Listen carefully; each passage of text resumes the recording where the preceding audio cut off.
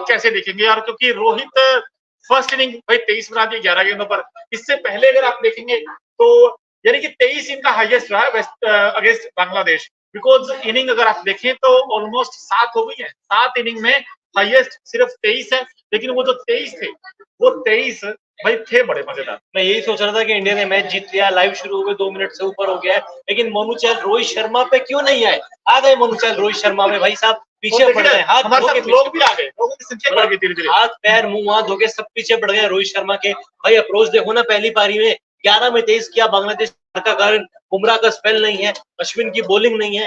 बांग्लादेश की हार का सबसे बड़ा कारण रोहित शर्मा की पॉजिटिव कप्तानी है, और स्पेशली जिस तरीके से उन्होंने बल्लेबाजी की है, तोते उड़ाती है बांग्लादेश की। बहुत ही शानदार कप्तानी, बहुत ही शानदार जीत टीम इंडिया की, और सिर्फ 5 सेशन में यार। मतलब आप देखो ना, तीसरे दिन के बाद सब कह रहे थे कि कानपुर टेस्ट ड्रॉ हो जाएगा, इंडिया को WTC में नुकसान होगा, फलाना होगा ढिमकाना होगा। क्या हुआ है देख लीजिए, बांग्लादेश के सामने कोई विकल्प नहीं था।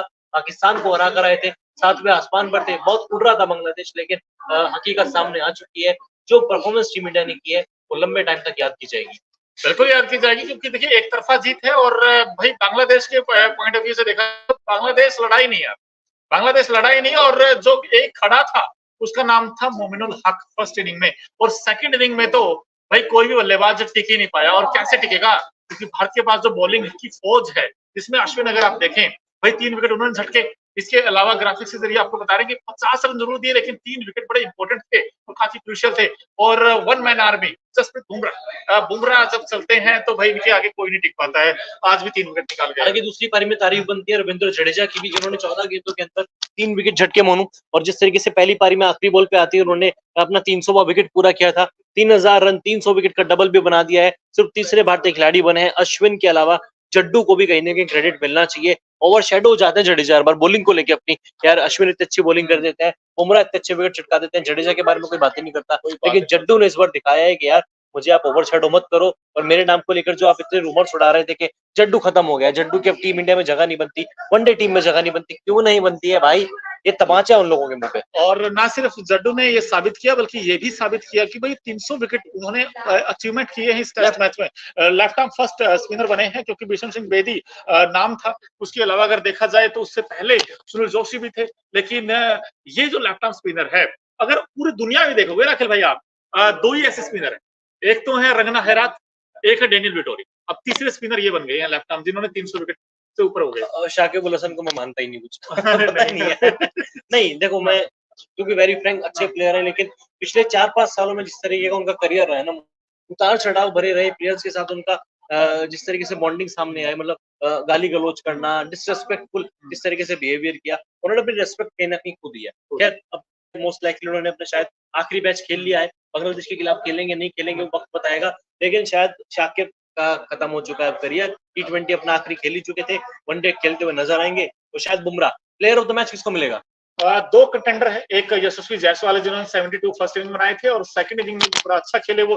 बट क्या यहाँ पर बुमराह होंगे या जायसवाल होंगे? इनमें से कोई 2 में से कोई एक नहीं, होगा। आप जायसवाल का नाम गलत ले बैठे, उनका पूरा नाम है यशस्वी वीरेंद्र सहवाग जायसवाल। क्योंकि वैसे ही खेलते ना, जैसे सहवाग खेलते थे वैसे ही उनमें वो माता आ जाती है। जैसे वो बैटिंग करने आते भाई, वो छोड़ते नहीं यार, एक बार अगर ऊपर गेंद देती तो वो चौका छक्का मारते भाई वो। अच्छा ठीक है, जो भी हुआ ठीक हुआ। पहली पारी में किंग कोहली ने बनाया 47, दूसरी पारी में कोहली ने किया मैच फिनिश। अब बोलो यार आप। नहीं, मैं कहता हूँ विराट कोहली रन में आए हैं, और हर किसी बैट्समैन पे होता है, क्योंकि लंबा गैप था भाई। अगर आप देखें T20 वर्ल्ड कप के बाद वो बेस्ट था। अब कई लोगों ने सवाल भी उठाए थे, और उसका इम्पैक्ट दिखा भी था फर्स्ट मैच में, बिकॉज ना रोहित चले थे ना विराट चले थे। और अब सेकंड मैच में जैसे ही खेल आगे बढ़ा, और उसके बाद देखिए फिर विराट भी अच्छे पॉजिटिव फ्रेम ऑफ माइंड से दिखे। लेकिन एक और बड़ी इंपॉर्टेंट चीज शायद वो छूट गई है, वो KL राहुल। अब KL राहुल ने अगर देखें भाई, जिस तरीके की बैटिंग कानपुर टेस्ट में की है, वो कॉन्फिडेंस भी आया है और बड़े पॉजिटिव माइंड में दिखे थे। अब यहाँ से KL राहुल ने भी अपनी सीट जो पक्की कर ली है। अगर आप KL राहुल का आपने नाम लिया तो मुझे एक गाना याद आ गया, आप कहो इजाजत दें तो मैं गा। हमारे व्यूअर्स आपको इजाजत दे रहे हैं। दामाद जी अंगना में पधारे, वही दामाद जी की जबरदस्त पारी के लिए, मतलब KL राहुल को लेके इतनी बातें हो रही है ना। लेकिन इस पहली इनिंग में जिस तरीके से उन्होंने बल्लेबाजी की, वाकई में कमाल का इंटेंट शो किया। और टीम इंडिया को चाहिए था नंबर 5-6 पर राहुल अच्छा परफॉर्म करे, क्योंकि रोहित शर्मा ने भी अपने बयान में कहा था चेन्नई टेस्ट से पहले राहुल का चलना बहुत जरूरी है। आने वाले 10 टेस्ट मैचेस में राहुल के ऊपर हम भरोसा जताएंगे, क्योंकि सरफराज खान रडार कंटेंशन में है। अगर राहुल ना चलते, उनके ऊपर प्रेशर बहुत जबरदस्त था, सरफराज खान शायद फिर न्यूजीलैंड के खिलाफ खेलते। उसके अलावा अय्यर भी थे, ईशान किशन भी कहीं ना कहीं, चलो ठीक है, क्योंकि घरेलू क्रिकेट में ईशान किशन ने 200 लगाए 4-5 मैचों में। कुची बाबू टूर्नामेंट में 100 था, दिलीप ट्रॉफी के दूसरे राउंड में 100 था, यानी कि ईशान किशन भी अपने आप को पेश कर रहे हैं। ऐसे में केएल राहुल ने जिस तरीके की नंबर 5-6 में पारी खेली, उन्होंने 2-3 टेस्ट मैचेस के लिए अपना करियर बचा लिया बचा लिया है। और बॉलिंग इंडिया की सुपर हिट है ही है। लेकिन आकाशदीप को आप कैसे देखते हैं? बिकॉज आकाशदीप एक ऐसे गेंदबाज थे जिनको रांची टेस्ट में देखा था। अब वो उनका यहाँ पर टेस्ट होना था अगेंस्ट बांग्लादेश। बांग्लादेश हालांकि उस तरीके की स्ट्रॉन्ग कंटेंडर नहीं है, बट फिर भी भाई सामने बांग्लादेश, और उनके पास हम राइट फ्रॉम स्टार्ट, अगर आपने न्यूज रेसिंग स्पोर्ट्स देखा हो दोस्तों, वहां पर मैं अंकिता श्रद्धा पांडे ये कहता था कि यार सीरीज तो होगी, इस सीरीज में मजा जरूर आएगा, लेकिन इस सीरीज में दिक्कत बांग्लादेश की बैटिंग। और वही आज हमने देखने को मिली। और बांग्लादेश अगर हारा भी तो अपनी बैटिंग की वजह से हारा है, बिकॉज 95 और कुछ नहीं होता। अगर यहाँ पर आप 180 210 समथिंग कुछ होता तो फिर मजा आता है इस टेस्ट मैच का। फिर वहां बैटिंग इंडिया की भी टेस्ट होती, फिर इंडिया की 95 में इन आउट हो गए ना इंडिया के भी। अगर हाँ वही 150 या 180 के आसपास का होता तो मैच फंस सकता था, क्योंकि अब जिस तरीके से रोहित शर्मा फॉर्म में नहीं है। कोहली को लेकर भी चलो ठीक है, दूसरी मैच में मैच फिनिश किया है, लेकिन संतुष्ट कोहली को लेकर भी हम नहीं थे, यानी कि टीम इंडिया मैच फंसा सकती थी, लेकिन बांग्लादेश ने बहुत डिसअपॉइंट किया, बहुत लेट डाउन किया। और जो मोनू हमेशा कहते हैं, चेन्नई टेस्ट से मोनू ये बात कहते आ रहे हैं, चेन्नई टेस्ट से पहले भी मोनू ने कहा था कि बांग्लादेश का जो बैटिंग ऑर्डर है वो नंबर 3 से शुरू होता है, जहाँ पर मोमिन उल हक आते हैं, और उसके बाद नंबर 7-8 तक, क्योंकि जहाँ मेहदी हसन मिराज एक गहराई देते हैं बल्लेबाजी को, लिटन दास है, शाकिब थे खुद, मुशफिकुर रहीम थे। और शाकिब तो एज अ स्पेशलिस्ट बैटर ही खेला सीरीज में, क्योंकि चेन्नई टेस्ट में एक विवादित बयान आता है कि मेरी उंगली में सूजन है, मेरे कंधे में चोट लगी हुई है, मैं स्पिन नहीं करा पा रहा हूँ, लेकिन मैं बेटर खेल रहा हूँ। बेटर खेल के आपने क्या उखाड़ा है? सही बात है। और मैं तो अभी भी कह रहा हूँ, ये दोनों टेस्ट मैच अगर बांग्लादेश हारा है तो उसमें दो बड़े आप विक्टिम कह सकते हैं, एक तो मुशफिकुर रहीम और एक शाकिब अल हसन। भाई दोनों एक्सपीरियंस खिलाड़ी हैं, और ये रन नहीं बनाएंगे तो फिर कौन रन बनाएगा? सवाल बड़ा ये भाई। उनकी ओपनिंग चलती नहीं है, पहले ही या दूसरे ओवर में ये एक बंदा पवेलियन आ जाता है, उसके बाद रिस्पॉन्सिबिलिटी किसकी रहती है? दो बल्लेबाजों की, मुशफिकुर रहीम और शाकिब अल हसन। अगर रन नहीं बन रहे तो आप टीम से बाहर निकाल दो यार, दोनों को क्या फायदा फिर ऐसे खेलने का? जबकि मुशफिकुर रहीम केवल टेस्ट क्रिकेट पे फोकस कर रहे हैं, शाकिब वनडे से रिटायरमेंट ले चुके हैं। शाकिब डबल डिजिट में नहीं पहुंच पाता शाकिब। आप ठीक है, इंडिया के पास 8 है, आपके पास बुमराह, बट अरे इस तरीके का तो नहीं सोचा होगा बांग्लादेश ने भी कि यार शाकिब अल हसन और मुशफिकुर रहीम ऐसे खेलेंगे। भाई सबसे एक्सपीरियंस खिलाड़ी है वो बांग्लादेश की टीम में। तो आप खुद कैप्टन की बात करो ना यार मोनू, आप कल कह रहे थे कि शंडो ने अच्छी बल्लेबाजी की, क्या अच्छी बल्लेबाजी की यार? आप पार्टनरशिप नहीं बना रहे। टेस्ट क्रिकेट में मैच जीता जाता है, जब तक पार्टनरशिप ना हो आप मैच नहीं जीत सकते। आज आपको कुछ नहीं करना था, बस खराब गेंदें करनी थी, पूरा दिन आपको वेस्ट करना था। अगर 2 सेशन बांग्लादेश खेल जाता, क्या पता मैच फंस जाता, क्या पता इंडिया मैच ना टारगेट ना चेज कर पाता, मैच तो होता। और अगर ये मैच ड्रॉ होता ना तो बांग्लादेश की जीत होती। और आपने बिल्कुल ठीक है, गैर जिम्मेदाराना शॉट कहते हैं ना उनको, रॉन्ग शॉट सिलेक्शन। अगर आप फर्स्ट इनिंग देखेंगे वहां पर भी ऐसे हुआ था बांग्लादेश कुछ खिलाड़ियों का। आज मोमिन उल हक कर क्या रहे थे? मोमिन उल हक जो 100 देखेंगे, ठीक है उन्होंने रन बनाए, और रोहित की भी आई थिंक गलती रह गई, वो जब 100 बना था अखिल भाई। अगर आप वैगन व्हील देखोगे ना मोमिन उल हक का, वो सारे शॉट्स उन्होंने ऑन साइड में खेले थे, सारे शॉट्स ऑन साइड में, एक भी शॉट उन्होंने ऑफ साइड में नहीं खेला था। वो स्वीप लगा रहे थे बार बार, और स्वीप उनकी कामयाब हो गए।